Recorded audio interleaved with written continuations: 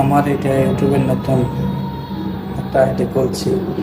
আমার কোনো সাবস্ক্রাইবার নাই, আশা করি আপনারা সবাই একটু সাবস্ক্রাইব করবেন।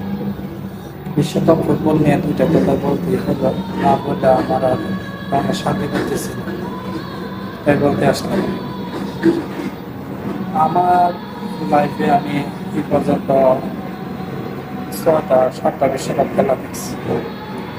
আর্জেন্টিনা খেলা এত বাজে আমি কোনো সময় দেখি নাই। এই ফাইনাল খেলার কথা বলতেছি স্পেনের সাথে, তার পিছনে কিছু একটা না কিছু তো কারণ আছে, কিন্তু সেই কারণটা যে কি এখনো আমরা ভালো করে জানতে পারি না।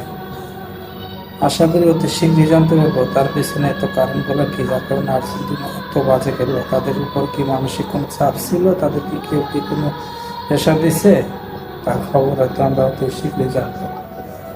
কিন্তু আমার কথা হইলো, আমাদের আর্জেন্টিনা তো এত খারাপ দল না। এটা আপনারা যে যাই বলেন, আমি বিশ্বাস করি না। অন্তত আমি বিশ্বাস করি আর্জেন্টিনা এর চেয়ে আরো ভালো দল, এর চেয়ে আরো বেটার দল। তাদের প্রতি একটা বিশ্বাস সেই ছোটবেলা থেকে আর্জেন্টিনা করে, আর্জেন্টিনার প্রতি একটা বিশ্বাস সেই ছোটবেলা থেকে আছে।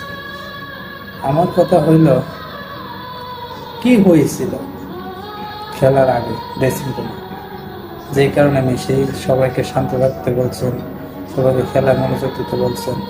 তারা তো সবাই জানতো যে এটা ফাইনাল খেলা, এটা খেলা মনোযোগ দিতেই হবে। কিন্তু তার ভিতর কি হয়েছিল যার কারণে এত কিছু হয়ে গেল? এটা ফিফার নিশ্চিত কোনো না কোনো দুর্নীতি, ডোনাল্ড ট্রাম্পের পরামর্শে এই কাজটা করছে। আমাদের আর্জেন্টিনার শিরোপা থেকে বঞ্চিত করছে। মেসিকে গোল্ডেন বল দেয় নাই। মেসি কি গোল্ডেন বল পাওয়ার যোগ্য ছিল না? অবশ্যই ছিল। রদ্রি কি খেলছে? হয়তো ভালো খেলছে, কিন্তু মেসির তুলনায় কি রদ্রি খুব ভালো খেলছে? 8টা গোল 4টা এসে পুরা টুর্নামেন্টে মেসি সেরা খেললে আছে। দল তাদের টাইমে ফাইনাল আছে, এমনকি ফাইনাল চ্যাম্পিয়ন হইতো যদি তাদের উপরে এই পেশাটা না থাকতো। আশা খুব কষ্ট লাগবে। এইভাবে মানুষ, এইভাবে কেউ করে, আল্লাহ করে একজন আছে, বিচার করবো একদিন।